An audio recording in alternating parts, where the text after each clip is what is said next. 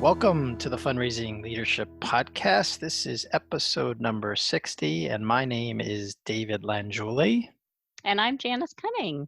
And David, we have a guest with us today. We have Dr. Robert Harter, who's the Executive Director of CCPC in Park City. So welcome, Rob.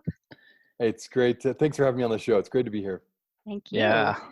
So I'll also mention that you also host your own podcast, which is called the Nonprofit Leadership Podcast. So we'll encourage our guests to get signed up for that too, because obviously if you're listening, you must like podcasts and you care about the nonprofit sector. Yeah. So that's another great one you can listen to. Thank you. Rob, why don't you tell us a little bit about what you do as the Executive Director at your organization and what your organization focuses on? Yeah, you bet. I'm the Executive Director. We have a staff of about 52 paid staff and about 1,000 volunteers a year. So it's a place that keeps me very busy. We're a humanitarian community center. We have two campuses, Park City and for Utah folks in Heber. So we reach primarily a two-county area, but our outreach now has reached throughout the state. One of the things we've done, for example, we have quite a bit of work. We partner up with Native American communities throughout the state of Utah. And right now, for example, we work with the Goshute tribe, which is in far western Utah. And that's been a really fun partnership. We've learned so much from them. And so we end up doing all kinds of different things. We have 2 food pantries. We have 3 thrift stores. We have a fully staffed mental health counseling center with 12 professionally trained counselors.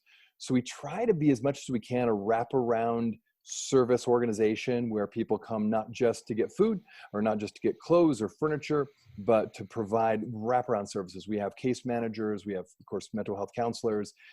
So we try to provide, again, whatever that need initially emerges to be, to come alongside and provide multiple ways to support that family, support that individual.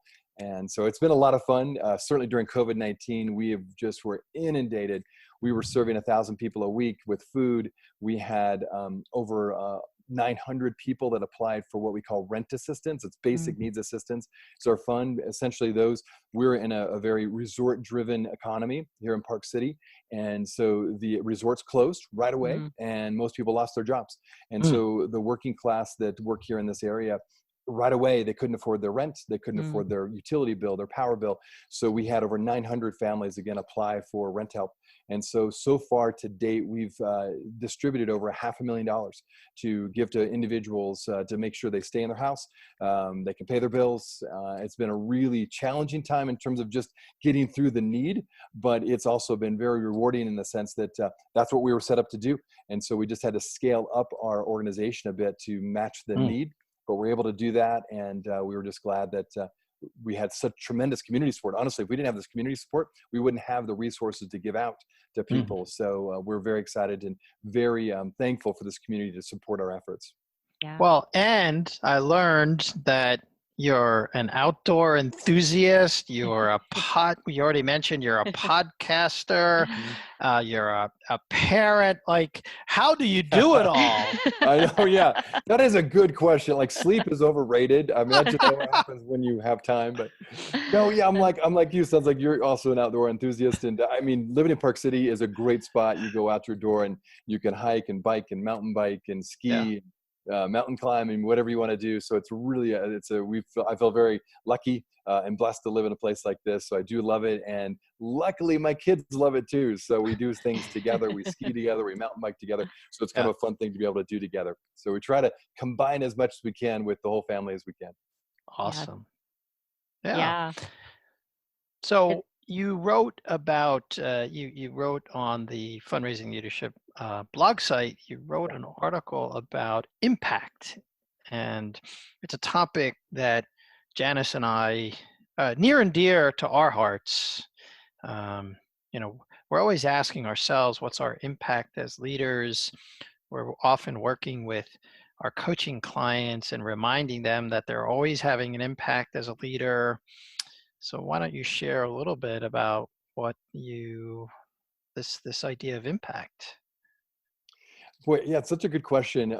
Impact, I think, is what in my experience of being a nonprofit director and through my podcast and learning from others who lead, large nonprofit organizations, and then reading kind of the trend lines, particularly I think with this next generation. But I think it's always been true. Maybe it's being applied a little bit differently. But the bottom line is this, that people who give to your organization, they want to see the impact of their money.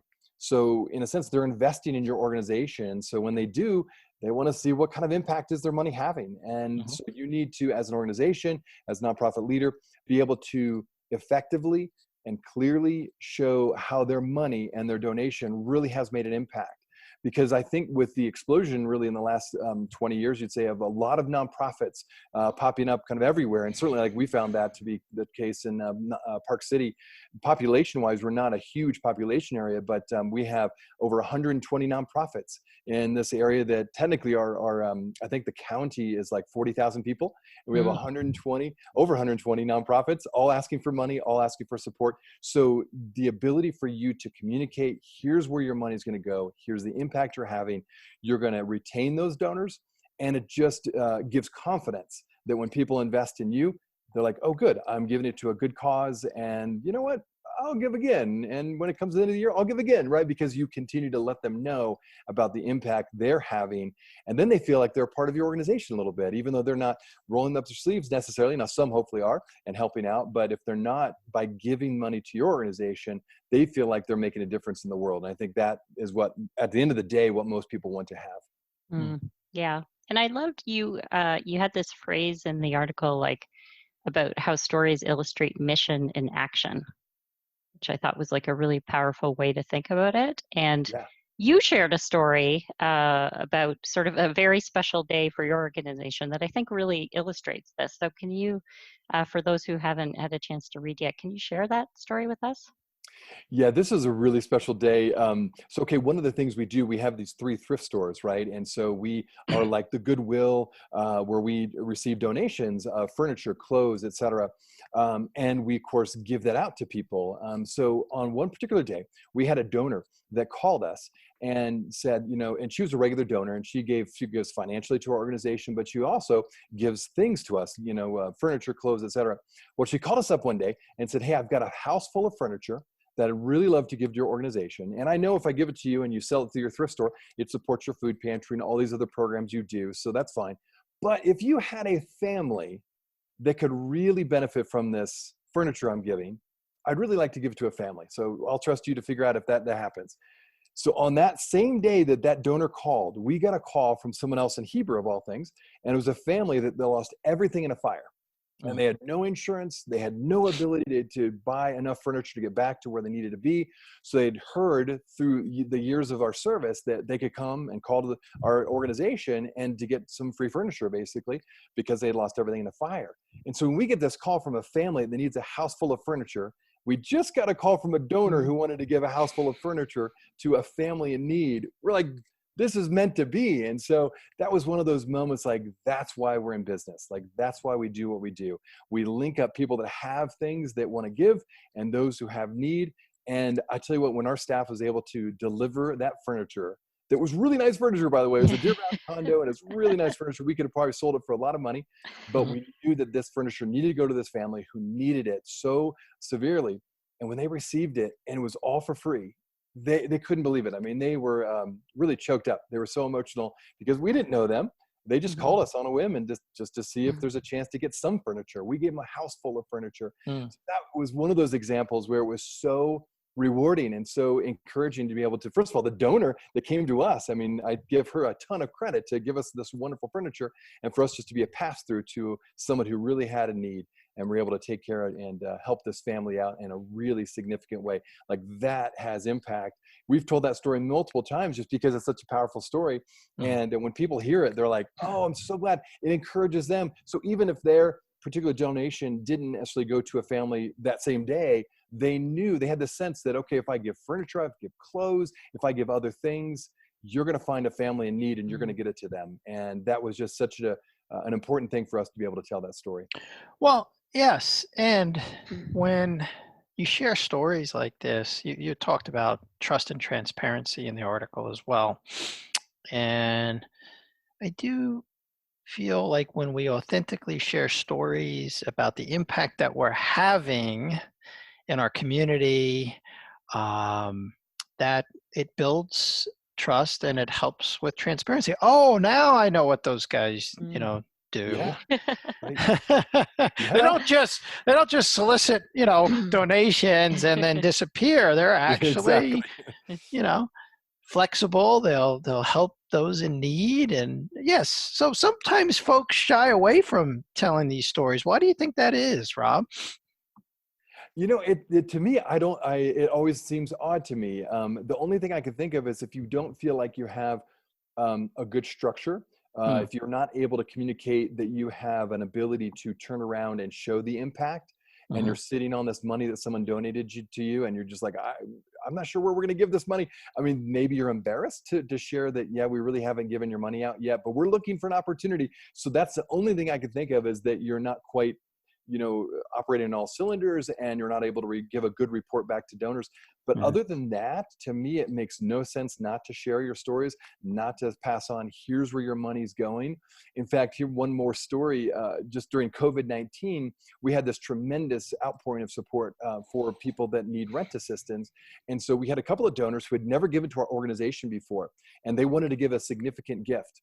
And so they wanted more information. They wanted to know, where's this money going? We don't know how much money is going to be given. We want to know, in a sense, who is going to. Now, we do protect the people that we serve, so we're not going to give them their personal information. But we did say exactly, here's the bills that it's being paid. We have a policy, because we're audited every year as an organization. We don't give money to individuals. We actually give it directly to, like, the apartment manager, or we'll give it to the utility company, or we'll give it to the power company. So we Mhm. write checks directly to wherever the bill eventually is going to go. But we're able to just be totally transparent and say, here's where your money's going. Here's a list of people. We gave a report to this one particular group of donors every week. And they were at first they were just like not sure. And then the more transparent we were, they were more hands off, like, great, okay, I trust you. You're giving me reports every week, and you've answered all my questions. Mhm. And they loved the fact that we were, giving, in a sense, we had an audit trail, we had a paper trail, knowing exactly where this money was going. So I think, to me, to your point, David, I think those are the kind of things you want to tell. You Mhm. want to be more transparent, because that actually is going to encourage, like you said, donors to say, oh, good, that's what you do. That I want to know this. Well, because one of the things I mentioned in my article is that, sadly, there's a third of I think this was an American study, a third of Americans don't trust nonprofits, Right.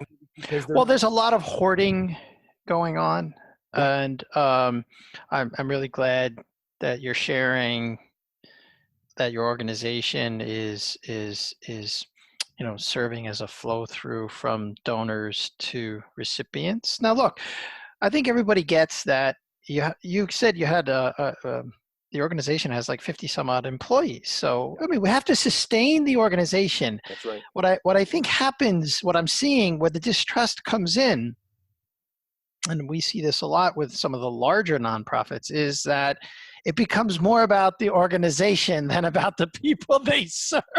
That's right. Yeah, it is. Yeah. Covering salaries, paying the light bill, yeah, paying the Yeah. building rental or whatever, the mortgage. Yeah, you're Well, right. and Yeah, you have to do all that. You You have do. yeah, to. You yeah, have to. Right. yeah. Yeah. And But it's I like, mean, there's been yeah. some interesting conversations in our community about endowments, for example, right? Yes. And this, like, as you mentioned, Rob, like we're in this time of COVID-19, and if we were saving for a rainy day, it has come, right? And so it's like That's also the right. transparency of, like, what are you doing in this moment of crisis to really step forward and make an impact in the world, because Yes. if you were waiting for something, the time has come. you know Exactly. That's right. so yeah, Yeah. and I think it's, and one of the important too is, like, transparency is also, like, things don't always go the way we expect them to go as an organization, and we have Very true. missteps, and to also be willing and vulnerable to share with your donors what those times are, because people know that things go wrong, and I think it's hard to strike that balance, I think, sometimes. Like, how do you as a leader strike that balance between transparency and reputation? Oh, that is a good question too. I think we try to, anyway. We're not perfect by any means, but we try to err on the side of transparency. even if, like, say that reveals, maybe we made a mistake, or maybe things didn't go, like you say, as planned. One of the things I mentioned in the article, I never forgot this story. One of my guests was one of the leaders of Charity Water, which is a large international organization, and it stuck with me. And I'll share it real briefly. They told this story about early on in their organization. They help create clean water, and they build these wells all over the third world countries all over the world. And so they had this live event because they were very much into technology and showing all that they do and how donors are giving money and where it goes. So you have this major event that's all live, and they're all excited to have this water turned on for the first time, and this well's going to supposedly work. The whole village had come out, and the well basically didn't work, and it collapsed. And so my guest on the show just shared how everything in them wanted to just turn off the camera and just, go to a commercial break, even though they couldn't have a commercial break, but that's what they wanted to do, is hide their mistake. And they chose instead to talk it out and just say, this was an absolute failure. It was awful. But let me tell you what we're going to do to fix it. And by being transparent and not covering up their mistake, they actually gained more trust. And I thought, oh, that's such a good example. I want to make sure we're doing that in our organization. When something goes wrong, tell people about it. Just be honest and just say, yeah, we messed up, and here's what we're going to do to remedy the situation. And we want to make sure we get the information to you. So I think that's how we're trying to do it at our organization as well, is, again, if you're going to err on one side or the other, just err on more transparency. And you may feel like, oh, I'm an idiot, I'm a terrible leader, or the organization, I still think at the end of the day, people want transparency and honesty. And yeah, you may get some short-term loss of people are like, oh, I'm frustrated. They didn't manage my money very well. But long-term, I think you will get gains because they know, hey, at least they were honest about it. And so if I do give my money, they're going to tell me honestly what happens to it. So I think that's really important, just to build that trust over time. Again, even when you have a failure or you have a mistake. Yeah. We one thing we talk a lot about, ourselves, David and I, and with our clients, is this idea of staying. Like, that's the thing in leadership, is like, things will go wrong, you will make mistakes, but your obligation is to stay, and see what the impact is of what you've just done, and then react to it, in a way that, like, helps move it forward, right? So that's Right. exactly what you're speaking to. It's like, that's the hard part of leadership, It is. Well, in the Very much. moment where you want to turn off the camera and you're like, but I can't, I have to Exactly. stay. Look Yeah. away. Nothing to look at here. Mosey along. Well, there is a lot of that in our culture now. It's natural enough. People are afraid. They don't want to look bad. They want to look good and avoid looking bad, especially to donors. And that's just a natural thing, Mhm. Very much. But as leaders, we encourage ourselves, and we encourage our clients to not only stay when they make errors or mistakes, which happen. If they don't happen, then you're probably not stretching yourself enough as a That's right. person or an Very much so. organization, to be honest. And then not only that, but then you got to clean up any messes that you make. Exactly. You're right. Totally. You're absolutely right. Because messes happen. They do. Exactly. Exactly. You Part know? of life. Yeah. Yeah. I don't know So about what you found, but I found the millennials in particular, they are used to that, I think. It's like, I think they've been so conditioned by all the salesmanship through social media, all the, the pitches here and there. And so they see through that. And I think they find that the more authentic and open you are about your failures and mistakes, the more they trust you, because they don't want someone really slick, having perfect, mhm. everything's great and you're always making the right decisions. I think they sniff that out, like, that doesn't seem authentic and that doesn't seem genuine. Therefore, I'm not sure I trust that organization. So ironically, I think the more transparent you are, the better, actually, particularly with this Yeah. next generation. Yeah. Yeah. And, the other thing I really like that struck me that you wrote is, and I think you mentioned it, somebody had mentioned it on your podcast, was like, people give through a nonprofit. They're not Yeah. giving to you, they're giving through you. And ultimately, it's what you're doing with it and the stories that you're telling about that matter. Yeah. Yeah, I think that's true. I think, you are hopefully a good conduit. David said it earlier. They want to go through a trustworthy organization, but at the end of the day, they want to see the impact. They want to make a difference in the world, and whatever that is, feeding people, clothing people, helping with medical supplies. They want that to happen. So you're the one they're going to give through to make that happen, and therefore they feel like they're a part of it. So I think Yeah. that is a big piece of donation and donor motivation. Yeah. And I think it's Mhm. exciting. I mean, that's what I see in the younger generation is like more of a sense of like, what are the issues that we have in society and how do we tackle them? Yeah, Whereas, if I think about like my parents, for example, like they were more traditional donors who would attach to an organization and then be yeah, loyal, which right. has its upside. But I think there's a nice movement in like this idea of like, I don't really care how it happens. I just want this issue to be addressed. Mhm. Right. And stories really are the way to showcase that, as you're pointing out. Yeah. Yeah. Yeah. Great. Yeah, Well, I think let's, there is lots of data now that the more traditional donors who give because they gave and because they've been attached to this long-standing organization, those people are going away, mhm, and I think you've got to smaller and medium-sized nonprofits like yours, Rob. It's a great opportunity Yeah. because I think even for more older donors, they want to see impact. They want to, a lot of the larger organizations have big endowments. They don't need the money. They don't need, I Right. mean, in a sense, they do, only to get bigger. Right, that's true. Yeah, right. When they have these large endowments, you're exactly right. Yeah. I'd say most nonprofits are like, what's an endowment? Like, I want one. I have no idea to Right. get one now. Yeah, because it's Yeah. just out of their range. It's not even a thought. They're just surviving week to week, month to month sometimes, right? Yeah. And also, I think with an organization like yours, uh, $1,000 donation, a $2,500 donation, a $5,000 donation, this can go a long way, Yeah, very you know? much. house And we're full of talking about furniture. a Yeah. house full of Exactly. furniture. I know Exactly. when you know, my wife and I downsized a couple years ago, and sort of like early in anticipation of of being empty nesters, we did the early downsize, and yeah, we gave away a lot of stuff, and Yep. we know it's. I was just having this conversation with one of our other partners, Michelle, who was in Boulder, Colorado, and um, I gave away like stuff that had been handed down to me for generations Wow. of stuff, and it's really, as a donor, it really will test your generosity when you have to Yeah, when you give totally. away stuff that like that has emotional attachment to it. Right. Yeah. There's a lot of sentimental value, Uh, right? In yeah. some respects, giving money away is easier. Probably, yeah. Well, Not I as could attached share to it, from sure. my own experience. That's Mhm. true. Definitely. Oh, yeah. Yeah. Yeah, you're All not as right. emotionally Well, attached. Rob, let's give people something tangible that they can Yeah. try.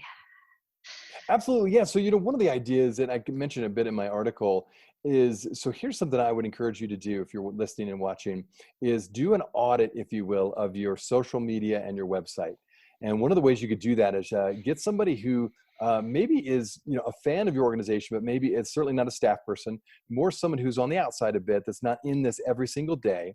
Because sometimes I think when you're an organization and you try to look at your own social media or website, you get used to things. Just like when you come into a new house, you see every single crack in the house. And then when you're there for 6 months, you don't see anything. You're like, oh, this is great. There's no problem. Well, and I think that happens with organizations. And so ask somebody who's maybe a new donor or just someone who's new to your organization and is not there all the time.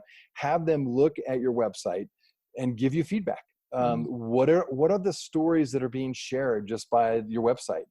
Look at your social media. Are there certain themes that come through on a consistent basis? Again, what kind of stories are you saying and telling? Are you just doing videos all the time? Are you doing just pictures? Are you inconsistent in your posting?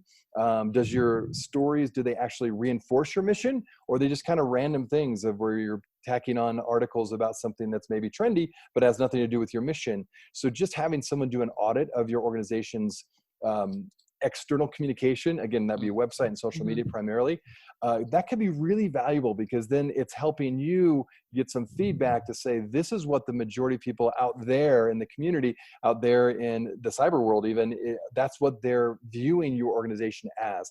What message is that? And is it the right message? Because as we've been saying this whole time, people want to know the impact, and if they're giving, and if they're going to give to your organization, or if they're thinking about giving to your organization, hopefully your website, your social media is all telling the right story that reinforce what your mission is, and it really makes a difference. And that's actually going to draw people in.